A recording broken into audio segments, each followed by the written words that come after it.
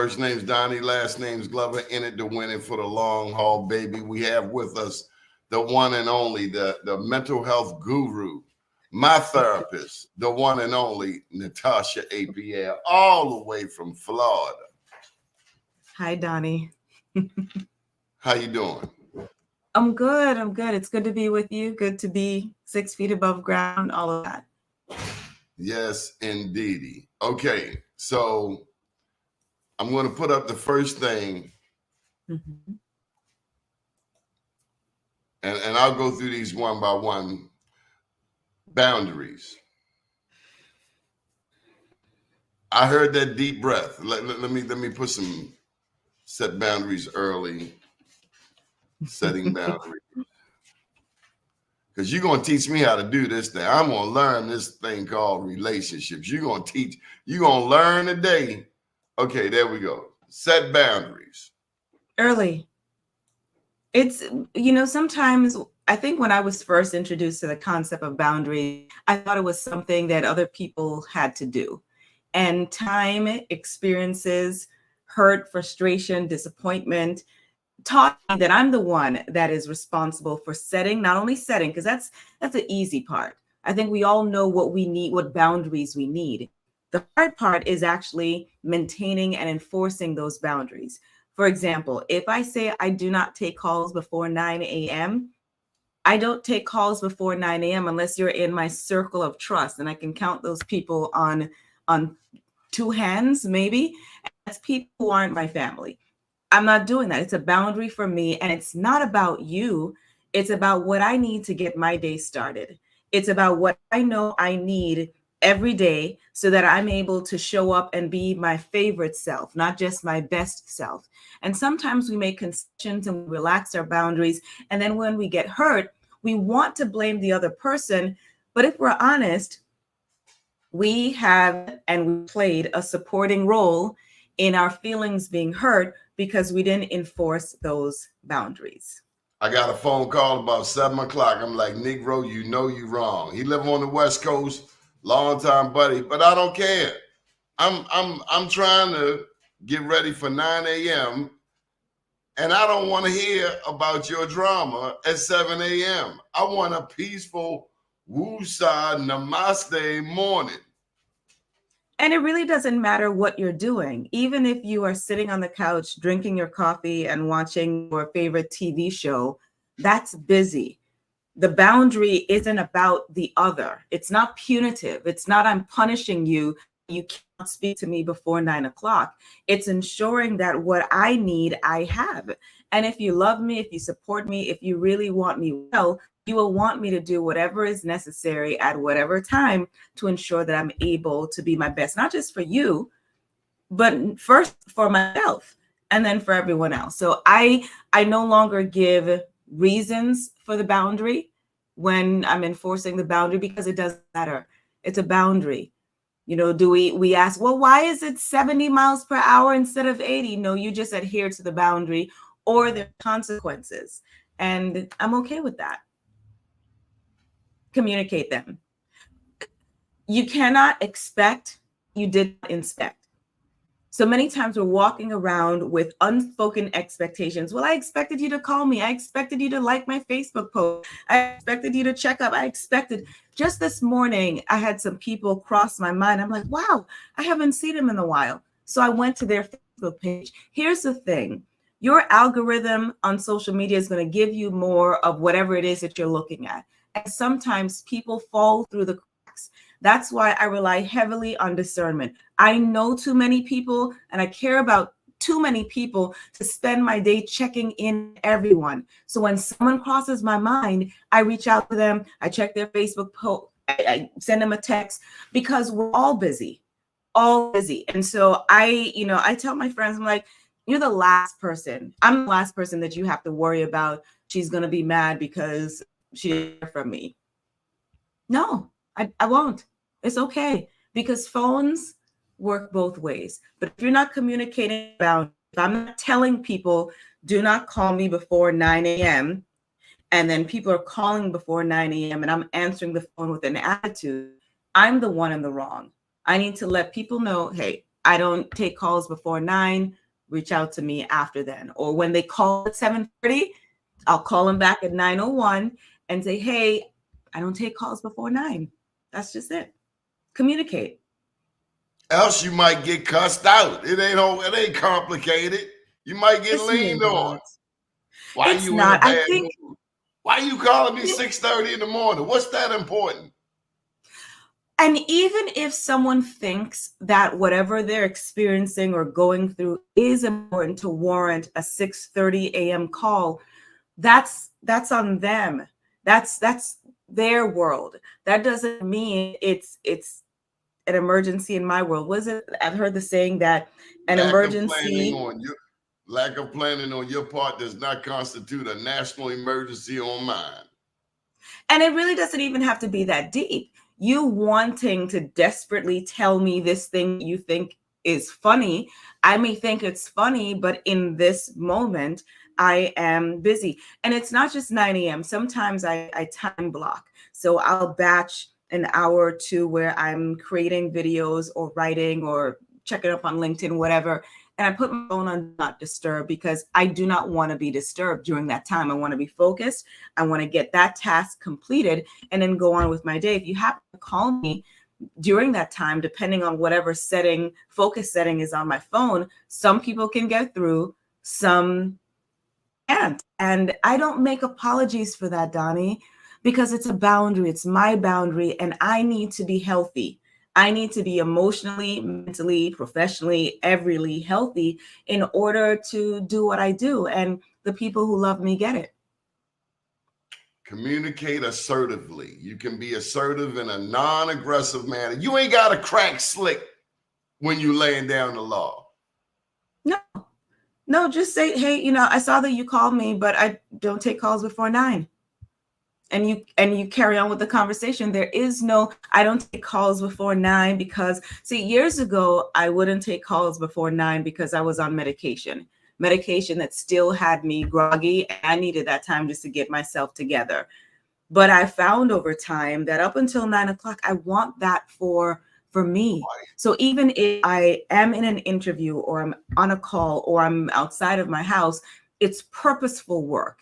I'm not just chatting. I like my time. I like my mornings, and so I keep them to myself. I think this one here is going to be interesting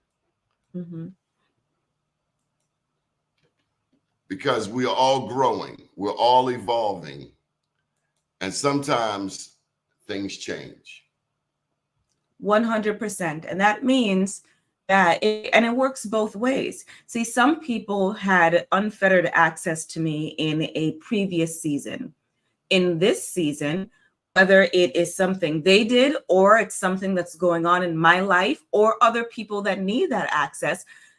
Okay, you were VIP in one season. Today you're just general admission, and it's not a valuation on you. It is more of what's going on in my life. And you can't, I am not bothered by people's boundaries. Set your boundaries. Stand 10 toes down on doing whatever is best for you, because I will be doing the same. And so reevaluate, conduct audits. What area of your life, I was talking about the 5 people that you speak to every day. Are those 5 people pouring into you, making you a better person, lifting you? Are you able to make money with them? Can they make you laugh? Are they able to pull you out of a funk? Can they remind you of who you are? If the 5 people you are talking to cannot do those things for you, you need 5 new people. That's it. Adult Hit the road, Jack. And here's the thing. It's not even that you get rid of people. We triage everything in our lives right now as adults. You have to. Everyone can't be top priority. Everyone can't be right now conversation. And I think, again, people who get it, get it. So yeah, reevaluate. And we're heading into winter. Fur coats, down jackets, puffer coats, they're going to be beneficial in this season. Around May, June of next year, we're putting those things in storage. Why? Because we don't need it in that season. Again, it's not a valuation of the person. It's just saying that the support that you gave me in a past season is not the support I need now. The conversation you gave me in the past season is not what I need now. And that's what humans do. We're not, consuming milk for the rest of our lives. After we get some teeth, we start eating hard and solid foods. And that's okay.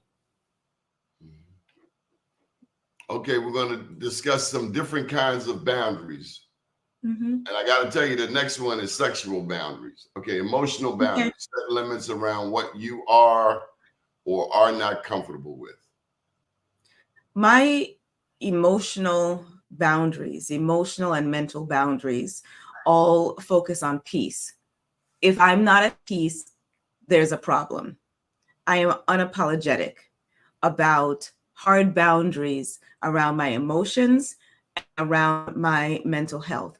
I don't make excuses for it. I don't try to reason it. I don't care what people think. And that sounds harsh, but here's the thing. When you have gotten to a place in your life where you've been emotionally broken, when you have had just enough of your mind to know that you are losing your mind, you don't play with your peace. And I don't. So things that hurt my feelings back in beginning 2020, I made a deal with my God that whenever I'm hurt, angry, upset, frustrated, pissed off, whatever, I'm going to give myself 24 hours before I call, text, or email.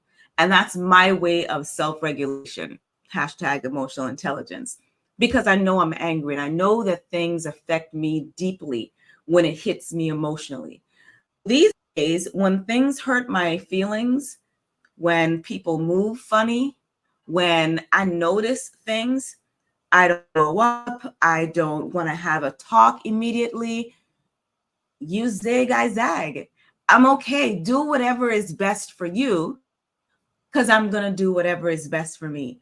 And some people, I think, need, or we all need to consider whether or not our choices are, whether the relationship is solid enough to handle the choices we make. There are some people, for example, if I notice that we're not friends on Facebook or I can't get through to you, I'm calling you because we have, Donnie, what is up? What is going on? What did I do? What did I say? We got too much history for this. Tell me what it is so I can fix it now, because that's the relationship that we have. But for some people, if I notice something yakking funny, I allow you to fade it to black.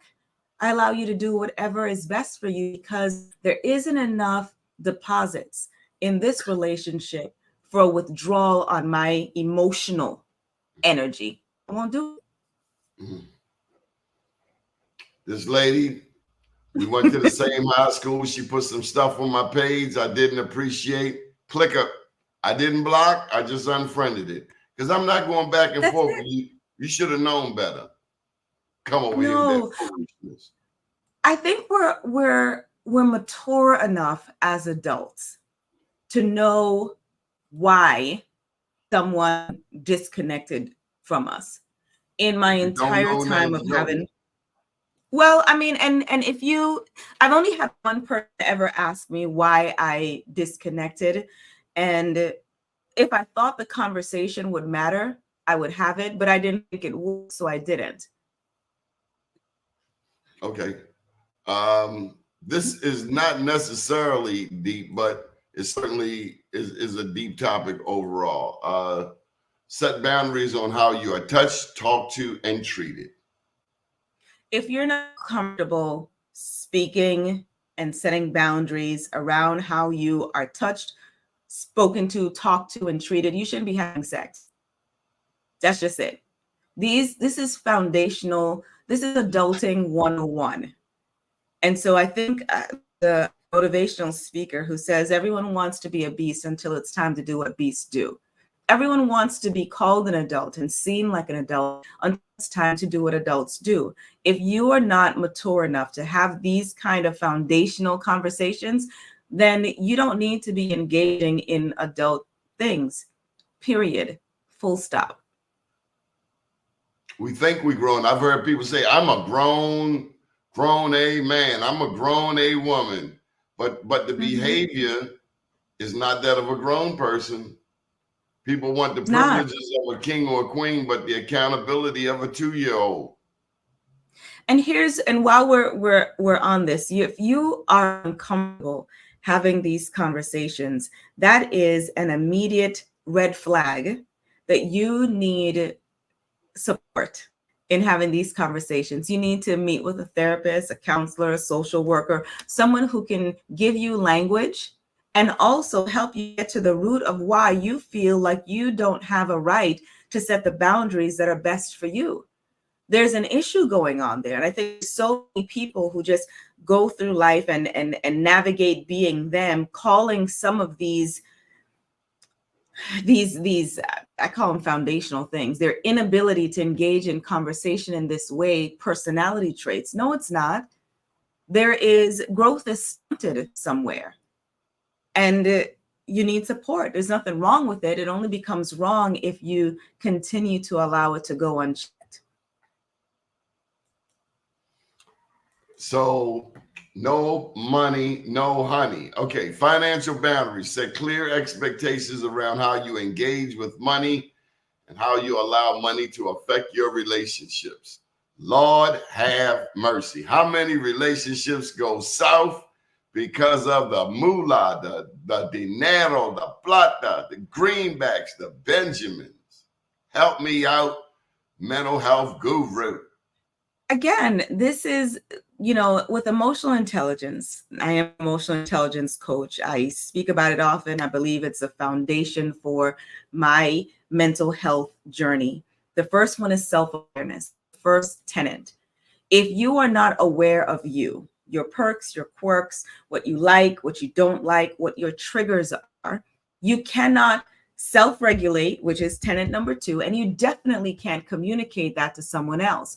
There's some people who have strict financial boundaries. They save, they are, they ensure that they live way below their means. They are afraid when things go unpaid, or they don't want to owe anyone, they don't want to have any credit card.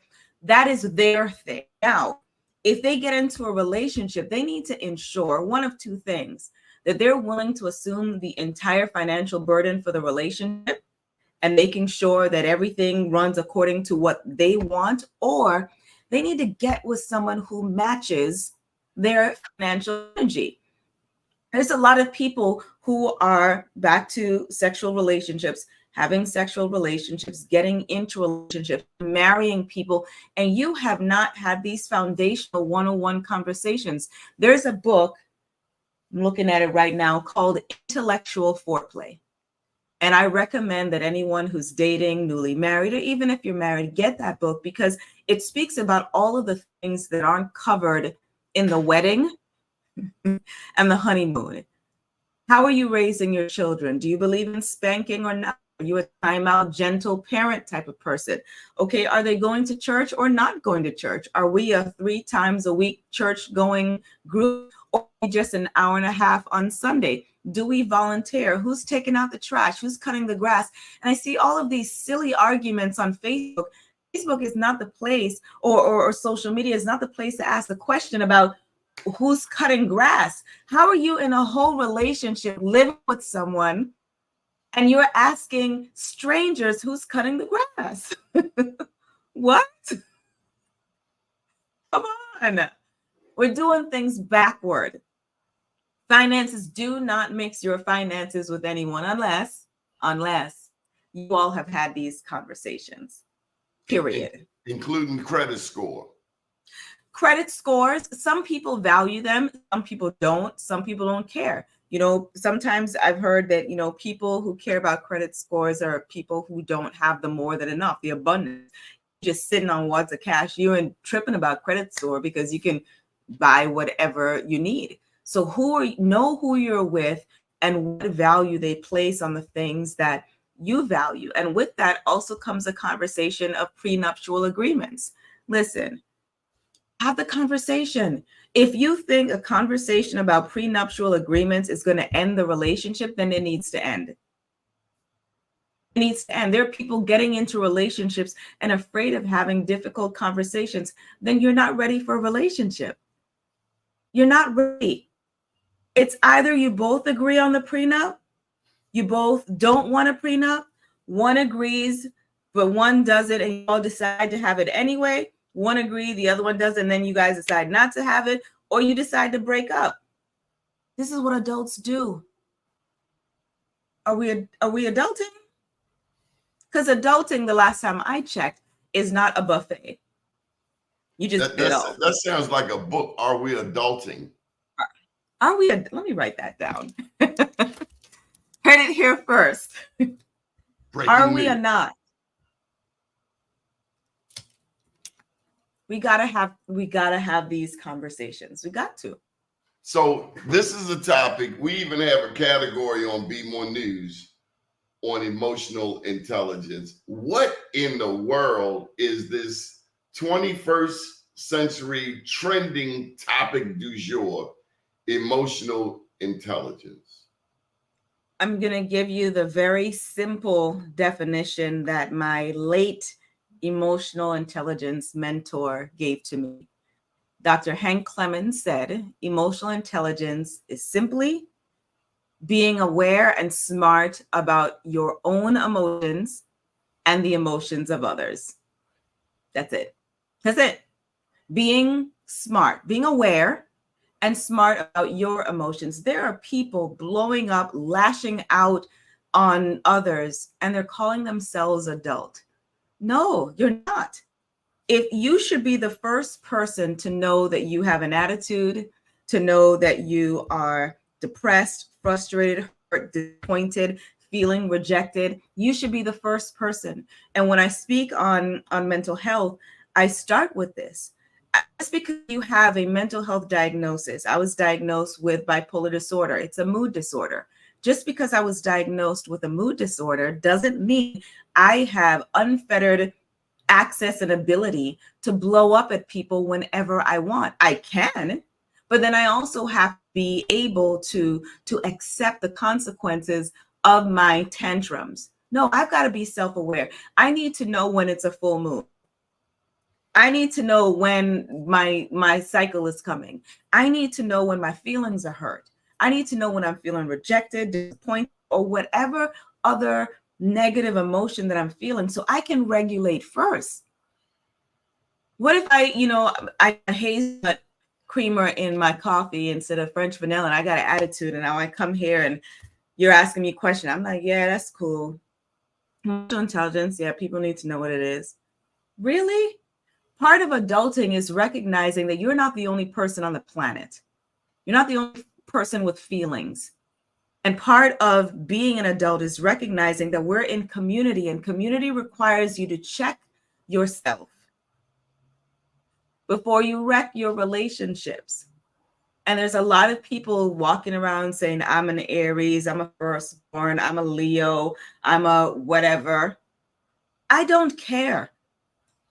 You have to, if you mistreat me, you have to hope that our relationship is strong enough to weather that, because some people don't and won't get the same me twice. Goddamn right. It's called bye. Be smart about your emotions first.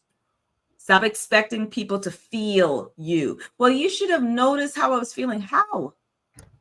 Are we not communicating, or are we only doing telepathy? Because I got some things I'd like to communicate to you. We've got to be adult. We've got to communicate. That's adulting 101. This is from Michael down in Tampa. We used emotional intelligence as an approach to reduce violence among at-risk hardcore youth. We also use reverse psychology. Okay. Yeah, it's important. Self-awareness, especially with children. The reason why we're having so many conflicts, not just with children, also just people in general. People aren't aware of what they're feeling. They're not aware or smart about their emotions. There is a saying that I saw a couple years ago. I sat with my anger long enough to know that her name was grief. There's a lot of people grieving. And because grief is such an uncomfortable and seldom discussed topic, they don't know how to navigate it. So what do? They withdraw, they get silent, they're moody, they're short-tempered, impatient, cantankerous, antagonistic, all of these things in community. And you want me to wade through that cesspool of negative emotions to know that you're still grieving? What? I need you to communicate. I got other stuff too. I'm dealing with other stuff too. I'm dealing with other people. You're not my only person that's dealing with stuff. So we need to communicate. When we see children lashing out, I just had this conversation yesterday. Children are lashing out down here in Florida. I'm reminding parents that adults aren't the only ones affected by the hurricanes. So if there's changes in your child's behavior, pay attention to it, because problem children aren't born, they're made. They're made by adults, they're made by situations and circumstances. So if you have a child that is misbehaving, that's acting out, that's hitting, doing whatever, why? What, instead of saying what's wrong with you, what happened to you? What did you see? What were you exposed to? What are you feeling? Let's talk. Protect you and your partner. Boundaries can help you feel respected and comfortable with the dynamics of the relationship.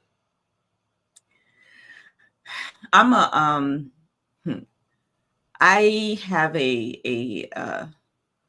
I know that we're in a very social media driven society. I get it.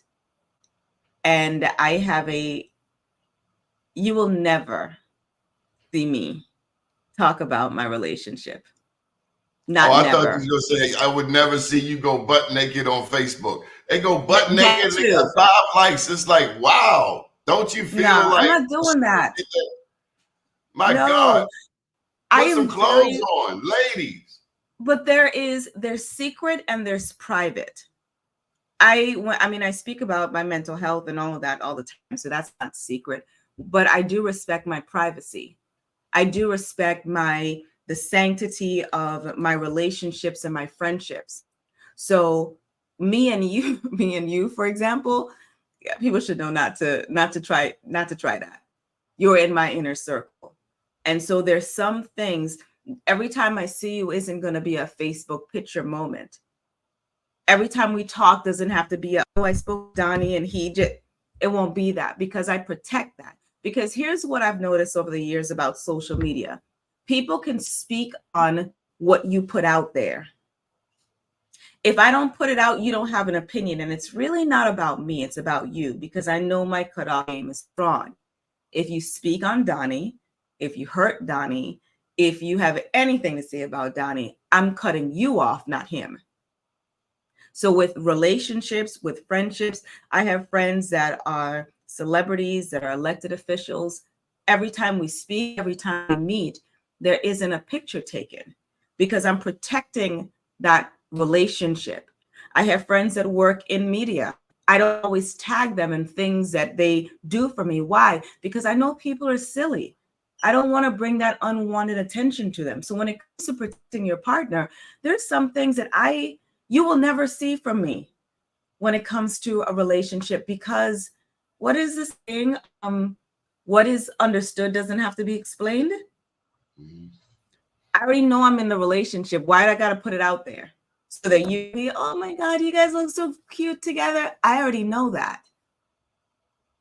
I don't want to be a you guys target. Are great. Sometimes And we make ourselves a target target. You. Yeah. I'm not giving you anything to discuss, to talk about, to comment on, because I really don't care. And I think that's part of protecting your partner.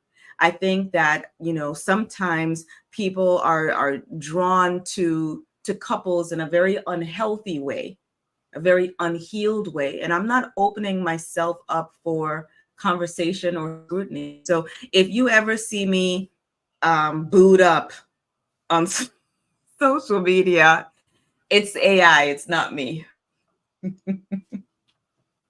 Back then you didn't want me, now I'm hot, you all on me. You ain't had nothing to say then, leave me alone now. Here we go. All right, communicate expectations. Boundaries can help others. And I know we've gone through this, so I'm just kind of going through the notes. But some things deserve repeating. It's important. We aren't communicating enough as adults. We think that,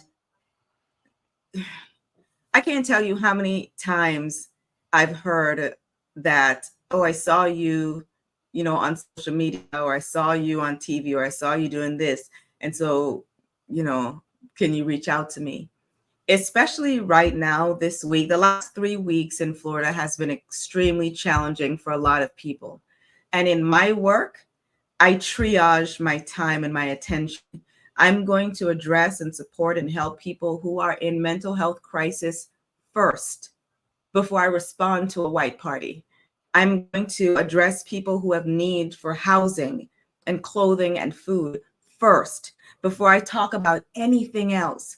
I think adults need to recognize that and I've said this many times, if you have a friendship and you feel that that friend is ghosting you, why are you still in that friendship?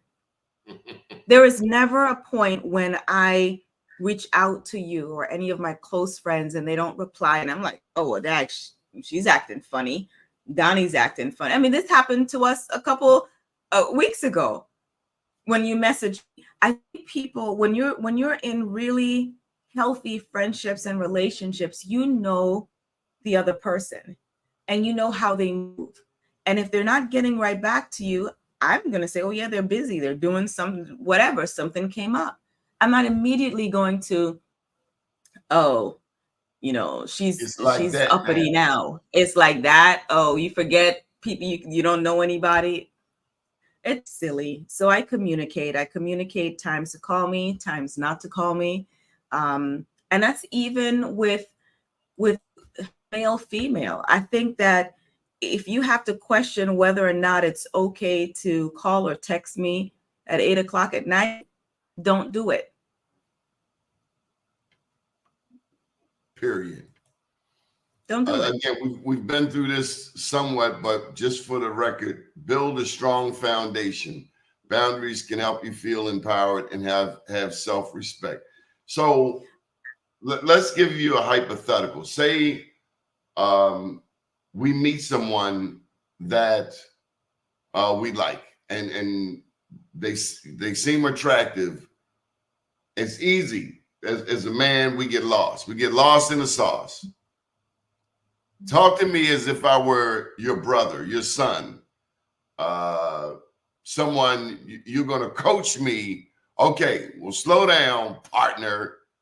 You got to work on the foundation. Well, what the heck is the foundation? Because honestly, sex education, relationships is not something that previous generations were good at sharing. Generally speaking, a lot of us learn what we learn in the streets from our peers, from older peers who had just as much damn misinformation. I mean, it's not like we really had a class, even down to finances. I remember going to Morehouse and I started getting all of these credit card applications. I knew I didn't want them, but no one ever really sat me down and said, look, this is what you want. This is what you don't want. This is how you use a credit card. This is how you don't use a credit card. So take me from scratch. Don't know anything about how to approach someone that I'm interested in. How do you build a strong foundation? Get a phone number.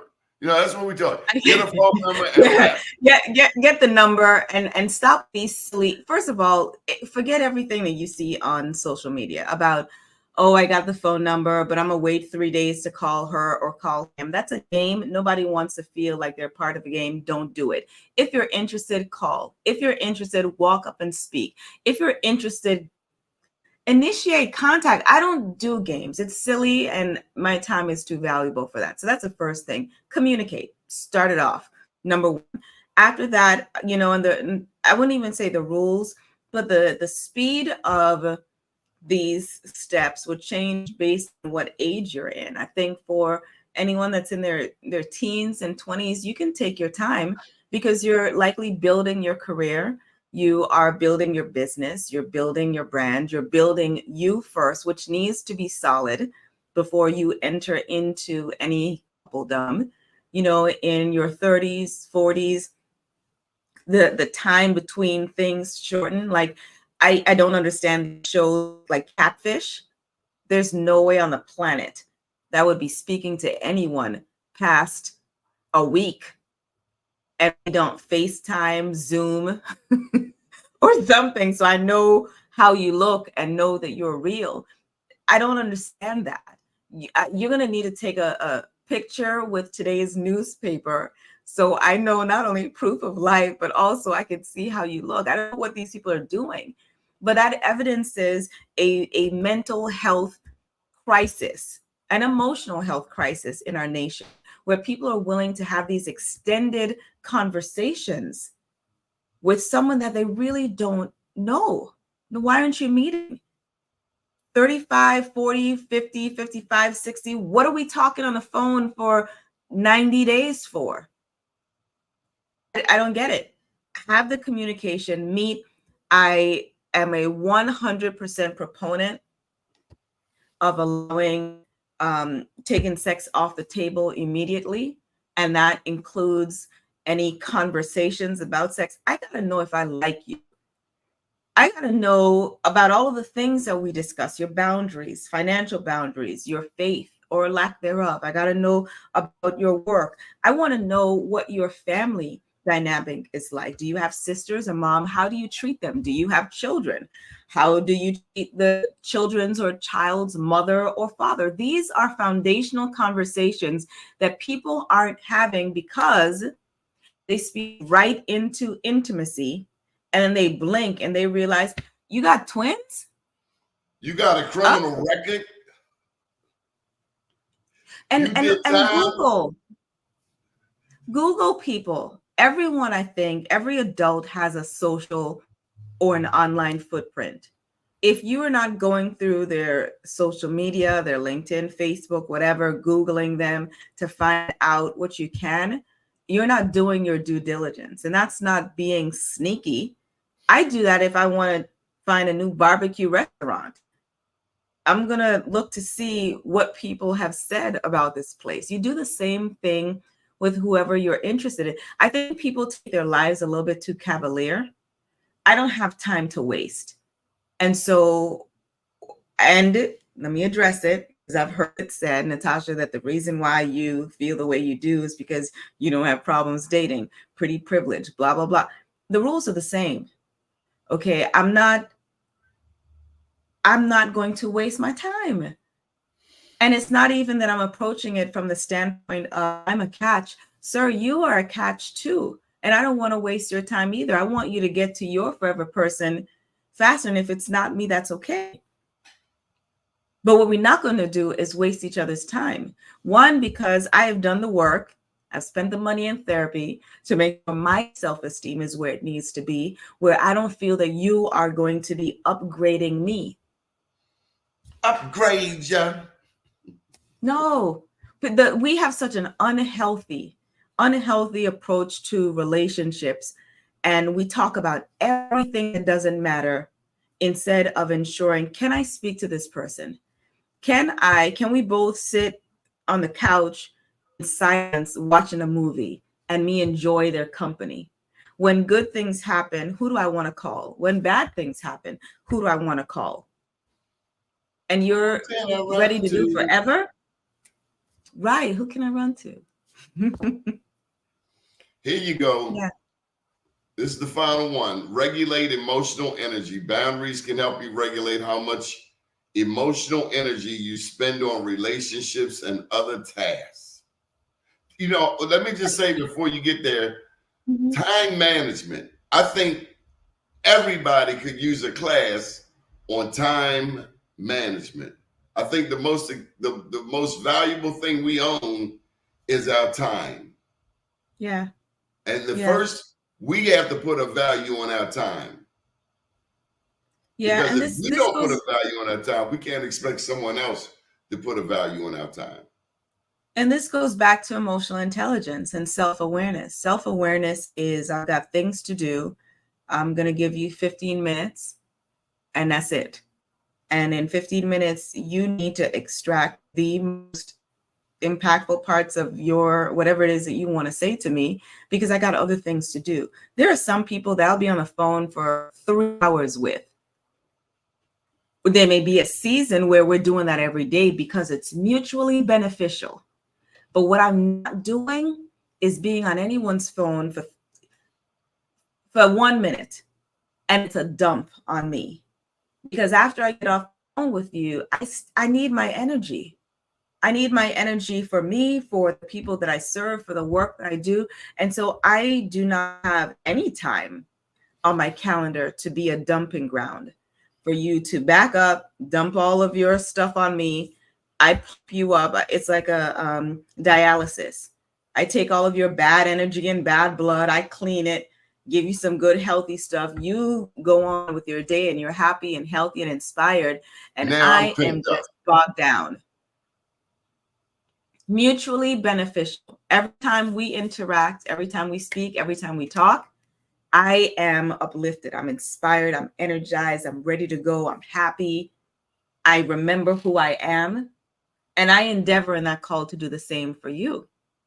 If I'm not getting that with some people, there was someone I cut off a couple months ago, unapologetically, because sometimes we have people close to us that are jealous of us. People close to you who are like, oh, he's got Black USA News, he got Be More News, he getting sponsorships now. People talking about him, he writing books, he hosting award shows and giving out awards. And they're in your circle, in your midst, just lurking, and you think that they're cheering for you. But in the Caribbean, we say every skin teeth ain't a smile. Every time an animal shows their teeth to you, it doesn't mean that they're smiling. It could be that they're ready to bite you. And this person was annoyed that I wasn't helping to elevate their career and life and brand as I was doing my own. Okay, thank you for raising your hand and letting me know that you're self-selecting out of connection, because this isn't mutually beneficial. And I didn't even want to talk about it. I'm done. Nope. What is I imposter? regulate my emotional energy. What is imposter syndrome? What? Interesting that you're asking me that. I just did an interview on that. Imposter syndrome is the feeling that you're a fraud, that you don't belong, that you're going to be found out as not being capable, educated, experienced enough. It happens with a lot of people when they go into new situations. Sometimes it happens a lot with women, especially if they're in male-dominated industries. It can happen with a person based on their youth. If they're the youngest in a crowd of people who are older than them, they begin to question their worth and their value. And when a person is experiencing imposter syndrome, they tend to self-select out of opportunities. They begin to self-sabotage because they have to ensure that their actions are in alignment with what they're thinking and feeling, which is I'm not good enough. And how you combat that is, definitely, reframing thoughts, definitely looking at your resume, your body of work, seeing the impact that you've made. But this is where community comes in. Having people around you, and back to emotional intelligence, reality testing, having people who can remind you of who you are, being able to pick up the phone and call a Donnie or Natasha and be like, what? Do you know the impact that you've had? Do you know how long you've had your own TV show, your own news, your own website, your own magazine, your own award shows? Do you know where you have been? You need to go reread your books. You need to remember who you are. That's where the reality testing comes in. Having those top 5 people who can pour back into you. Like they said, what? Come on. Seriously, let me remind you of who you are. Let me remind you of the king that you've always been. Just because some people are finding out about you now doesn't mean that you haven't always been. A diamond in feces, still a diamond. If someone just happens to like, oh, I didn't know this diamond was so rare, it didn't stop you from being rare because they weren't aware of it. So I surround myself with people that in a pinch, when I'm low, when my emotional, mental energy, even my self-esteem has taken a hit, I can talk to some people and they can remind me that, Natasha, you've always been a girl. Always. Here are some common goals for healthy relationships. Communication. Prioritizing communication can help you and your partner resolve conflicts, empathize, and forgive more quickly. Forgiveness. Ooh, forgive us as we forgive others. Lord, forgive me as I forgive others. Yikes! That forgiveness thing is has come up several times for me this week. And it is, I have a different take on it, Donnie.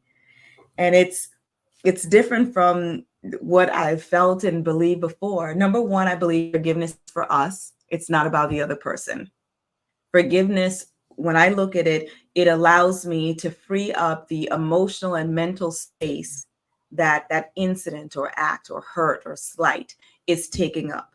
So once I can release, process that event or experience, I'm able to reclaim the energy that I need to be creative, that I need to be productive, to create videos, to come and chat with you. So it's really about me.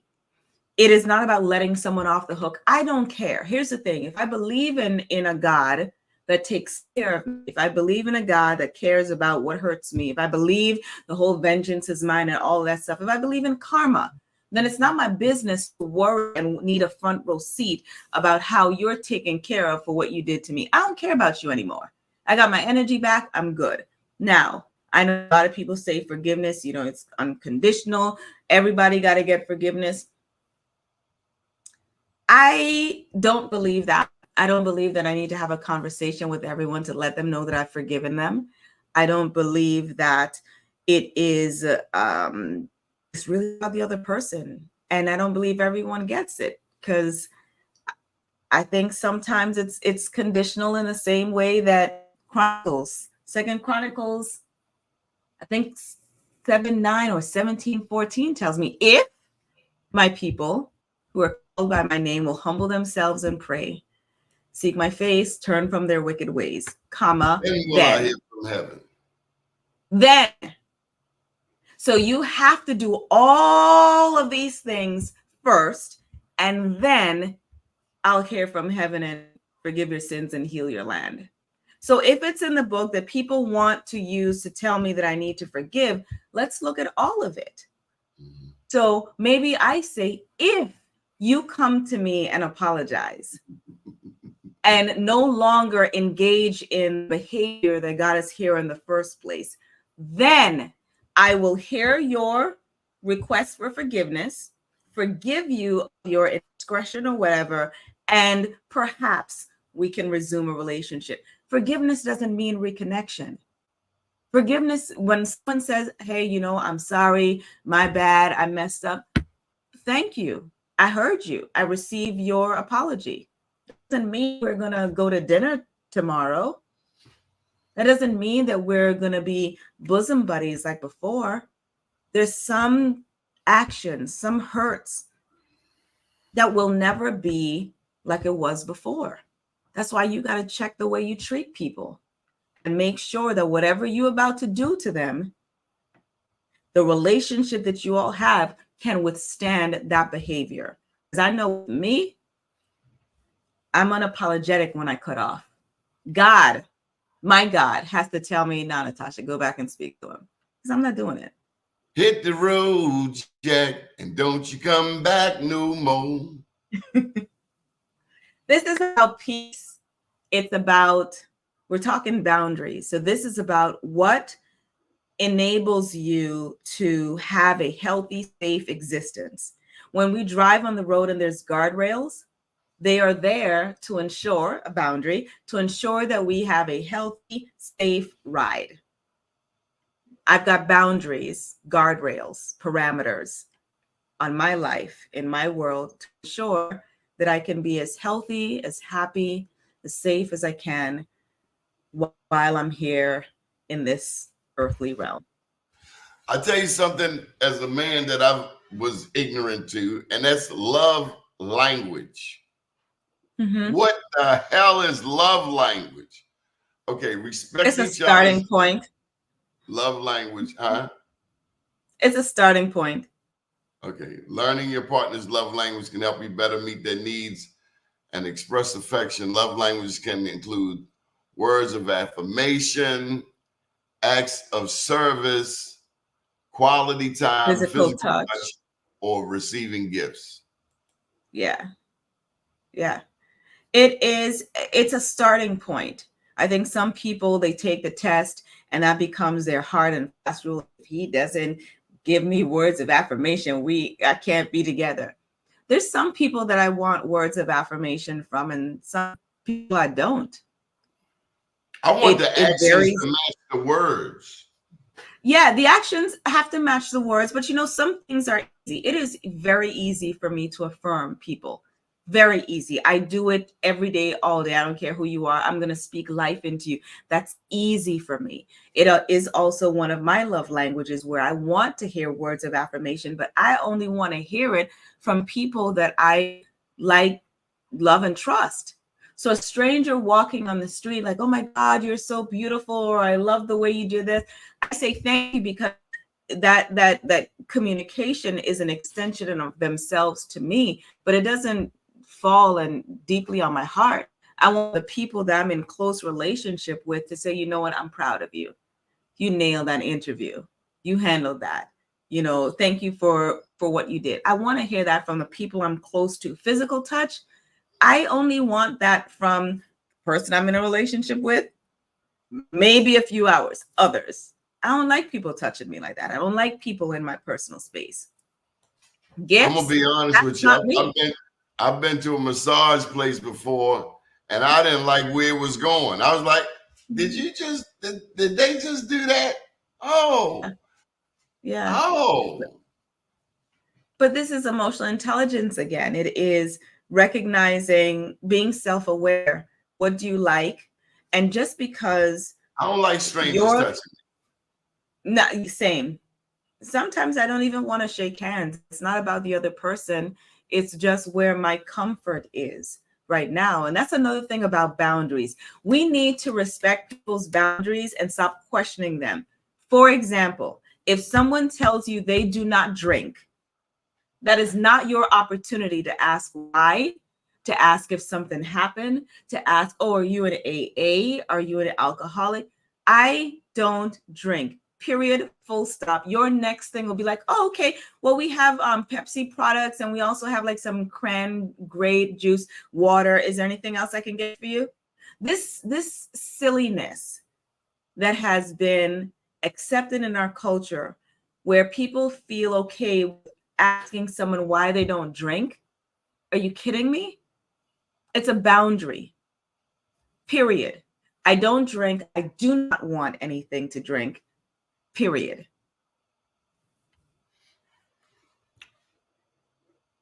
I want to get to the really important stuff. How to handle conflict. Two people are not always going to get along. There are going to be differences. For me, it's about talking to each other with respect, not raising our voices, being calm. And if the voices start to go up and the emotions start to go up, somebody has to be the adult and say, time out. Yeah, I think it even begins before then. Back to self-awareness, emotional intelligence. I am not the person that's able to resolve conflict in the moment that it happens. If it hurts me enough, if it makes me angry enough, I am self-aware enough to know, let's table this. We'll talk about it in a couple days, in a few hours. And I say that to people. If you push me to communicate with you, I have not had enough time to spray a breeze on my words. And And so process it. you're going to get raw words with raw emotion. If you allow me some time, I'll be able to better articulate. So it starts even as soon as the issue happens. You want to talk? Can you talk about this now, or do you need a little bit of time? I need a little bit of time. All right. if we're talking about, whenever we do have the conversation, we're having a conversation and we're respecting people.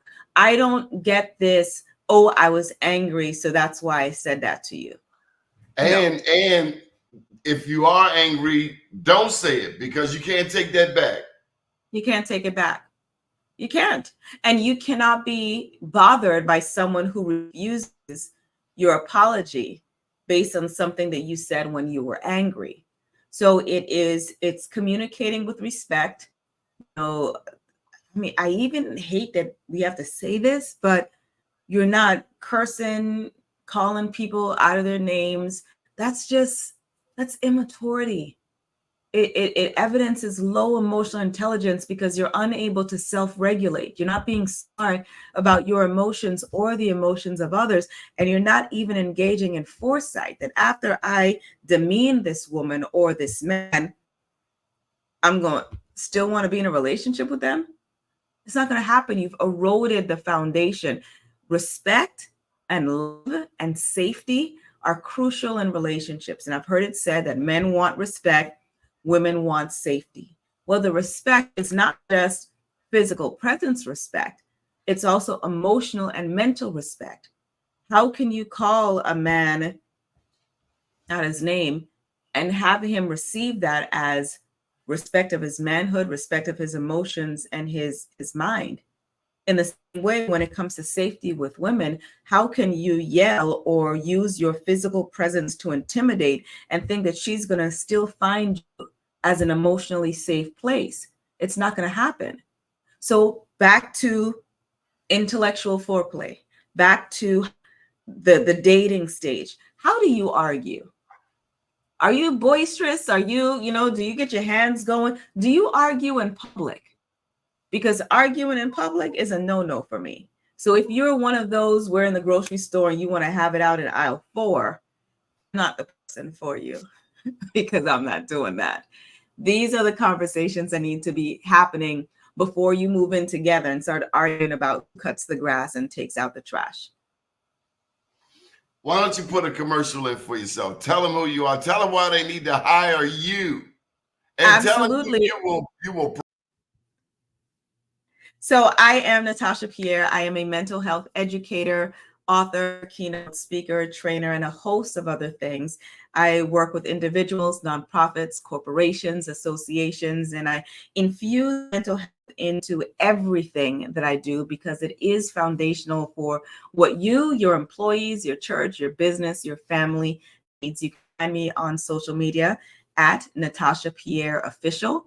My DMs are always open for anything related to mental health and substance use. And I would love to be a keynote speaker or be on a panel or even host a webinar for you, your organization, your corporation, association, and to have some of these courageous conversations about emotional intelligence, mental health, and how they play a vital and pivotal role in the work that we do and in the lives that we live. So thank you, Donnie, for that opportunity. I have to bring you back before this election. I think we've given people enough to chew on right here. But in our next conversation, I'll just put it out there. I want to talk with you about men who have a problem voting for women. Where do these people come from? They work with us. They work with us. They're in churches. They're everywhere.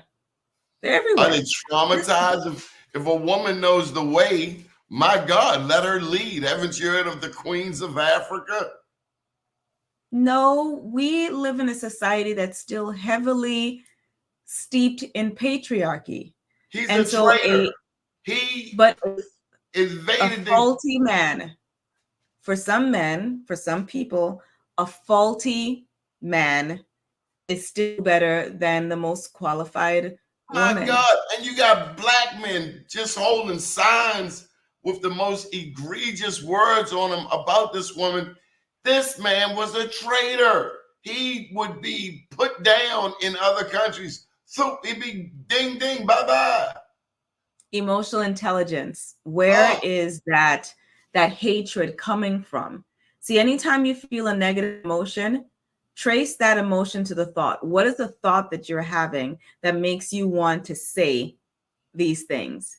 What is the emotion that you're feeling that comes from the thought that makes you act in this way? Emotional intelligence isn't just a buzzword. It's not a new thing. It's actually becoming and is more valuable than IQ, your intellectual quotient, the EQ, your ability to understand, recognize, and regulate your own emotions so that you can do that with others is actually a sought after quality in leaders. And if you are unable to do that, you are unable to be an effective leader. So none of this surprises me at all. I hope the women in their lives realize who they are with. I mean, I was so disappointed. And then I saw some black women out there helping them hold the signs. And it was like, what Well, is I this think June? Is this Juneteenth? Are they just finding out slavery is over? I mean, what in the world happened?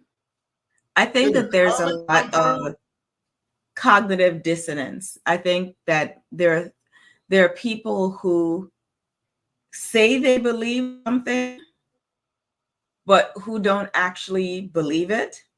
There are people who are trying to convince themselves that they believe something. And this is why I'm such a proponent of therapy, because you don't know what you don't know, and you don't know what's coming up and seeping through your communication and actions.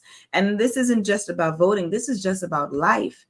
There's so many unresolved hurts, traumas, slights that people are living with, and they're bringing them into relationships. They're bringing them into the workplace, bringing them into parenting.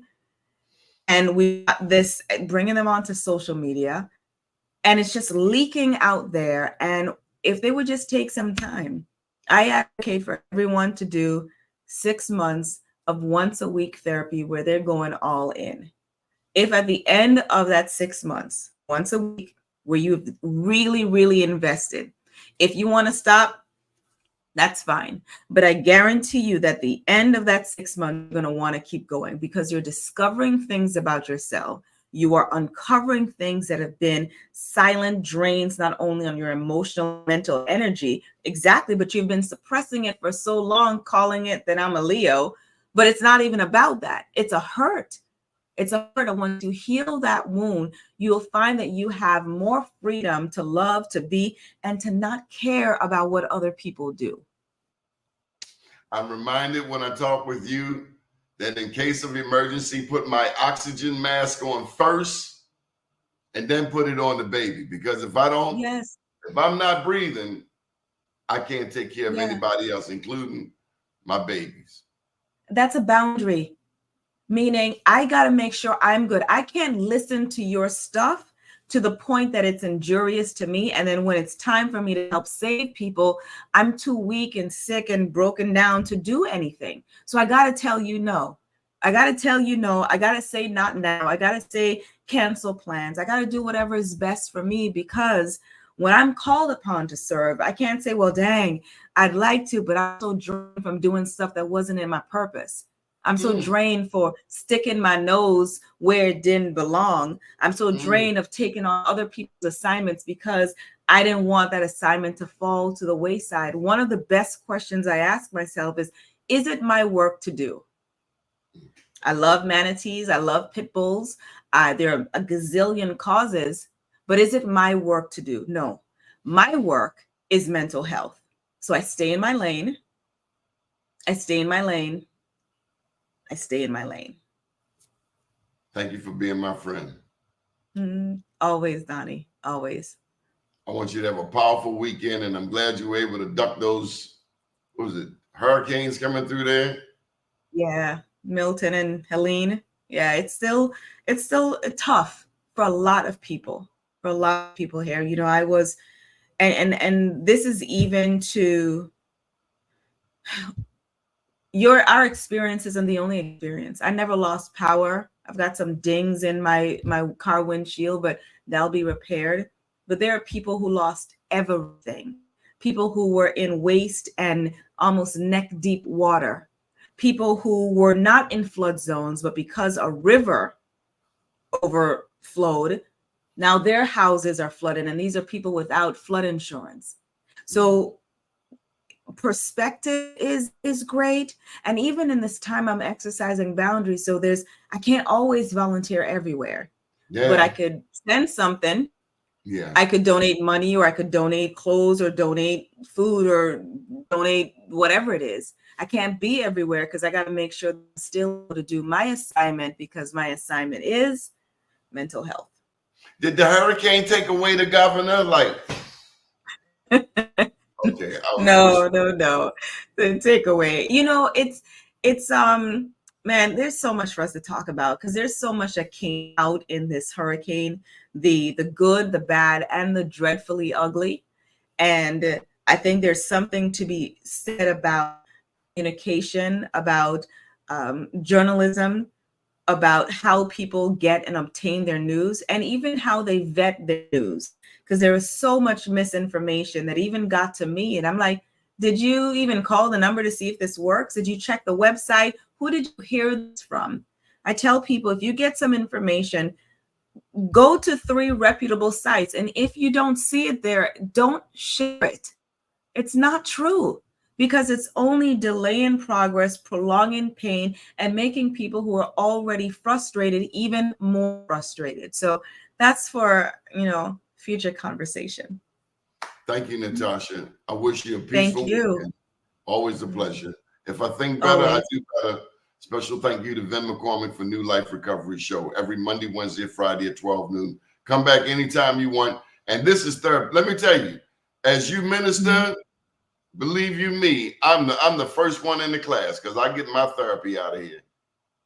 Good. Have a good Always. afternoon. Thank you.